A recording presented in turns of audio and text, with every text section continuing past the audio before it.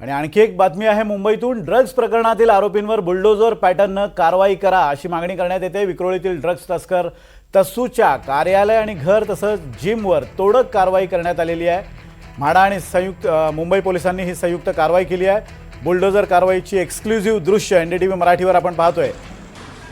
Drugs तस्कर तस्सूच्या कार्यालय, घर आणि जिमवर हातोडा पडलाय।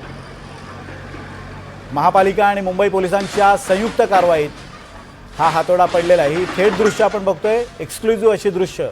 म्हाडा आणि मुंबई पोलिसांनी एकत्रितपणे संयुक्तरित्या ही कारवाई केली आहे। तस्सू नावाच्या एका ड्रग्ज तस्कराच्या कार्यालय, घर आणि जिमवर हा हातोडा पडलेला आहे। अक्षय कुडकेलवार या संदर्भात आपल्याला माहिती देणार आहेत। अक्षय, ही नेमकी घटना कुठली आहे? हा सगळा प्रकार जो सुरू आहे तो कुठला आहे आणि या ड्रग तस्कर तस्सूबद्दल अधिक सांगशील? आपण जर बघितलं तर मुंबईच्या पूर्व उपनगरामध्ये तस्सू नामक एका ड्रग पेडलरचं मोठं नेक्सस होतं। चरस, गांजा असेल, अफीम असेल, याच प्रकारचं ड्रग तस्सू आणि त्याच्या कुटुंबीय आणि त्याचे काही सहकारी हे विकत असल्याची माहिती मुंबई पोलिसांना मिळाली होती। विक्रोळी परिसरातनं तो त्याचं सगळं हे कार्टल जे आहे ते चालवत होता। विक्रोळी परिसरात त्या एका जिमच्या आड कार्यालय थाटलं होतं आणि जिममध्ये येणाऱ्या काही वर्कआउट करणाऱ्या मुलांच्या माध्यमातून त्यांना देखील या नशेच्या आहारी लावण्यात आलं होतं। विक्रोळी पोलिसांनी यापूर्वीच गुन्हा दाखल केला होता, कारवाईला तपास सुरू केली होती। मात्र त्यावेळी तस्सू आणि त्याचे सहकारी हे तडीपार झाले होते, फरार झाले होते।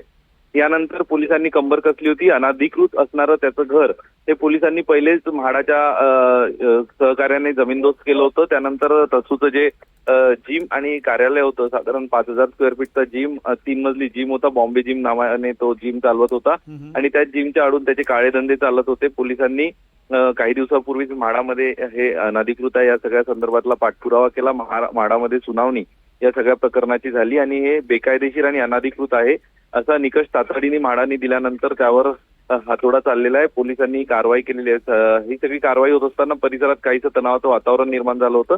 मात्र ज्या प्रकारे झिरो टॉलरन्स पॉलिसी सरकार ड्रग तस्करांच्या विरोधात घेत आहे त्याचा प्रत्यय आला आणि ही योगी स्टाईलची कारवाई आपल्याला मुंबईमध्ये बघायला मिळाली। योगी स्टाईलची कारवाई आपल्याला मुंबईत पाहायला मिळते। धन्यवाद अक्षय दिलेल्या अपडेट्सबद्दल। आपण ही बघतोय आधीची दृश्य कशी आहेत, घराचं स्वरूप आपल्याला आधीच्या दृश्यांमध्ये दिसतंय। त्याखाली बॉम्बे फिटनेस नावाचा एक जिम सुद्धा होती आणि या जिमवर सुद्धा तोडक कारवाई करण्यात आली। आणि आता जेव्हा कारवाई सुरू आहे तेव्हा कुटुंबातले काही सदस्य सुद्धा आपल्याला या कारवाई दरम्यान पहिल्या मजल्यावर उभे असल्याचं दिसतंय।